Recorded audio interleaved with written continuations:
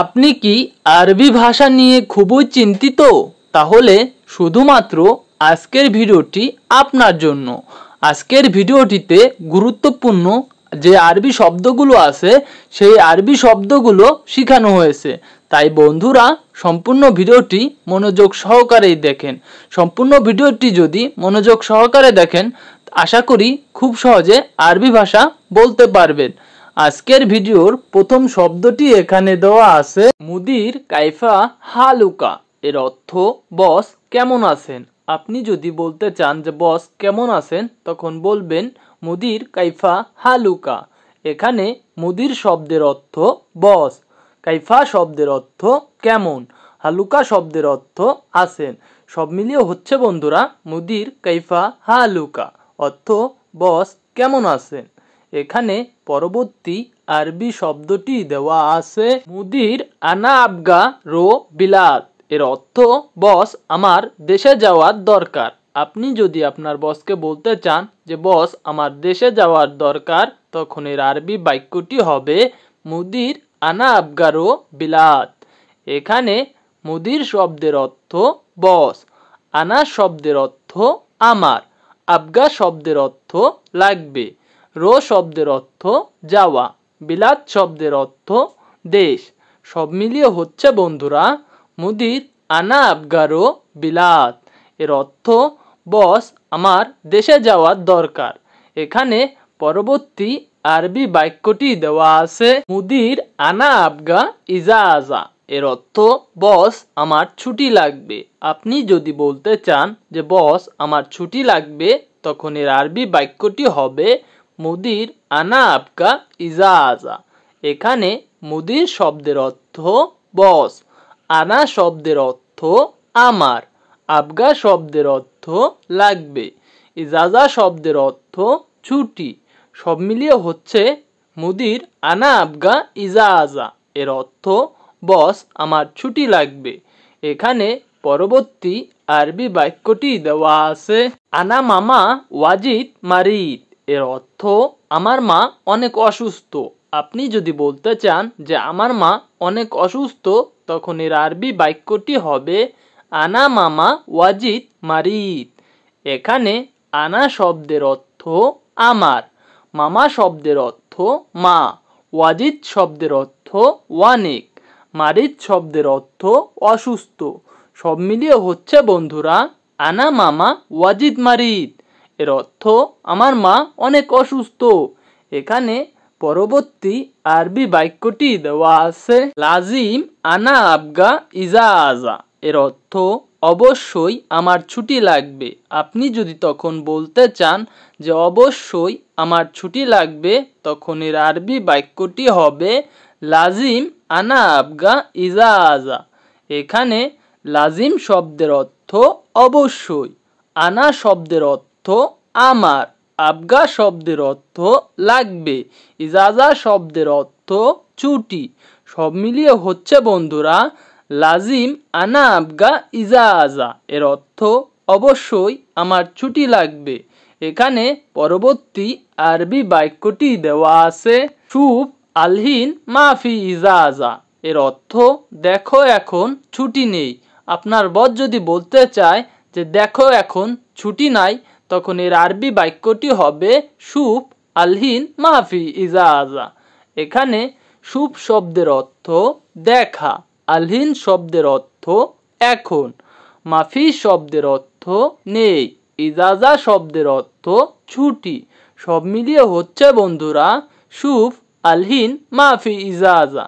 এর অর্থ দেখো এখন ছুটি নেই। এখানে পরবর্তী আরবি বাক্যটি দেওয়া আছে আসান আলহিন শরিকা তাবান। এর অর্থ কারণ এখন কোম্পানির অবস্থা খারাপ। আপনার বস যদি বলতে চায় তখন যে কারণ এখন কোম্পানির অবস্থা খারাপ তখন এর আরবি বাক্যটি হবে আসান আলহিন শরিকা তাবান। এখানে আসান শব্দের অর্থ কারণ, আলহিন শব্দের অর্থ এখন, শরিকা শব্দের অর্থ কোম্পানি, তাবান শব্দের অর্থ খারাপ। সব মিলিয়ে হচ্ছে বন্ধুরা আসান আলহিন শরিকা তাবান। এর অর্থ কারণ এখন কোম্পানির অবস্থা খারাপ। এখানে পরবর্তী আরবি বাক্যটি দেওয়া আছে, শুভ মুদির আনা ইজি হেনা। এর অর্থ, দেখেন বস আমি এখানে এসে। আপনি যদি তখন বলতে চান যে দেখেন বস আমি এখানে এসে, তখন আরবি বাক্যটি হবে শুভ মুদির আনা ইজি হেনা। এখানে শুভ শব্দের অর্থ দেখা, মুদির শব্দের অর্থ বস, আনা শব্দের অর্থ আমি, ইজি শব্দের অর্থ আসা বা এসে, হেনা শব্দের অর্থ এখানে। সব মিলিয়ে হচ্ছে শুভ মুদির আনা ইজি হেনা। এর অর্থ, দেখেন বস আমি এখানে এসে। এখানে পরবর্তী আরবি বাক্যটি দেওয়া আছে, আনা আউয়াল সৌই ইত্তেফাক। এর অর্থ, আমি প্রথমে চুক্তি করেছি। আপনি যদি বসকে বলতে চান যে আমি প্রথমে চুক্তি করেছি, তখন এর আরবি বাক্য হবে আনা আউয়াল সৌই ইত্তেফাক। এখানে আনা শব্দের অর্থ আমি, আউয়াল শব্দের অর্থ আগে, সৌই শব্দের অর্থ করা, ইত্তেফাক শব্দের অর্থ চুক্তি। সব মিলিয়ে হচ্ছে বন্ধুরা আনা আউয়াল সৌই ইত্তেফাক। এর অর্থ, আমি প্রথমে চুক্তি করেছি। এখানে পরবর্তী আরবি বাক্যটি দেওয়া আছে, ইতনিন সানা খালাস জিব ইজাজা। এর অর্থ, 2 বছর পর ছুটি দিবেন। আপনি যদি তখন বসকে বলতে চান যে 2 বছর পর ছুটি দিবেন, তখন এর আরবি বাক্যটি হবে ইতনিন সানা খালাস জিব ইজাজা। এখানে ইতনিন শব্দের অর্থ 2, সানা শব্দের অর্থ বছর, খালাস শব্দের অর্থ শেষ, জিব শব্দের অর্থ দেওয়া, ইজাজা শব্দের অর্থ ছুটি। সব মিলিয়ে হচ্ছে বন্ধুরা ইতনিন সানা খালাস জিব ইজাজা। এর অর্থ 2 বছর পর ছুটি দিবেন। বন্ধুরা ভিডিও শেষে কিছু গুরুত্বপূর্ণ আরবি শব্দার্থ শেখানো হয়েছে, তাই বন্ধুরা সম্পূর্ণ ভিডিওটি না টেনে মনোযোগ সহকারে দেখুন। এখানে পরবর্তী আরবি বাক্যটি দেওয়া আছে, শাবাব ইনতা শুয়াইয়া সবর। এর অর্থ, যুবক তুমি একটু ধৈর্য ধরো।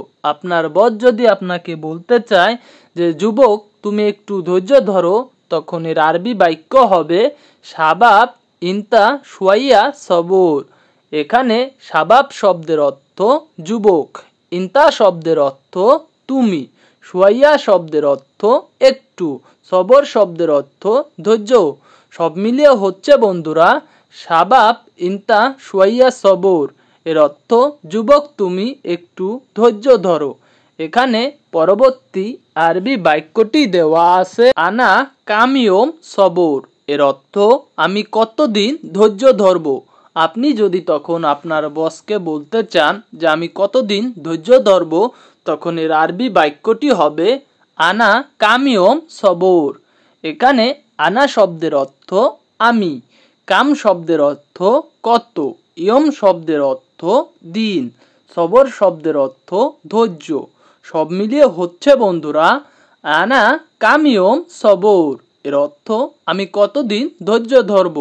এখানে পরবর্তী আরবি বাক্যটি দেওয়া আছে, ইতনিন শাহার সৌই সবর। এর অর্থ, 2 মাস ধৈর্য ধরো। আপনার বস যদি তখন বলতে চায় যে 2 মাস ধৈর্য ধরো, তখন এর আরবি বাক্য হবে ইতনিন শাহার সৌই সবর। এখানে ইতনিন শব্দের অর্থ 2, শাহার শব্দের অর্থ মাস, সৌই শব্দের অর্থ করা, সবর শব্দের অর্থ ধৈর্য। সব মিলিয়ে হচ্ছে বন্ধুরা ইতনিন শাহার সৌই সবর। এর অর্থ 2 মাস ধৈর্য ধরো। এখানে পরবর্তী আরবি বাক্যটি দেওয়া আছে, আনা মায়েকদার সবর। এর অর্থ, আমি ধৈর্য ধরতে পারবো না। আপনার বসকে যদি বলতে চান যে আমি ধৈর্য ধরতে পারবো না, তখন এর আরবি বাক্য হবে আনা মায়েকদার সবর। এখানে আনা শব্দের অর্থ আমি, মায়েকদার শব্দের অর্থ পারবো না, সবর শব্দের অর্থ ধৈর্য। সব মিলিয়ে হচ্ছে বন্ধুরা আনা মায়েকদার সবর। এর অর্থ, আমি ধৈর্য ধরতে পারবো না। এখানে পরবর্তী আরবি বাক্যটি দেওয়া আছে, তয়েব আনাজিব ইজাজা। এর অর্থ ঠিক আছে আমি ছুটি দিব।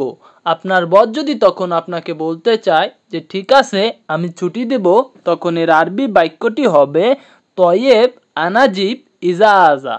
এখানে তয়েব শব্দের অর্থ ঠিক আছে, আনা শব্দের অর্থ আমি, জিব শব্দের অর্থ দেওয়া, ইজাজা শব্দের অর্থ ছুটি। সব মিলিয়ে হচ্ছে বন্ধুরা তয়েব আনা জিব ইজাজা, এর অর্থ ঠিক আছে আমি ছুটি দিব। বন্ধুরা আজকের মতো এই পর্যন্তই, দেখা হবে অন্য ভিডিওতে। আল্লাহ হাফেজ।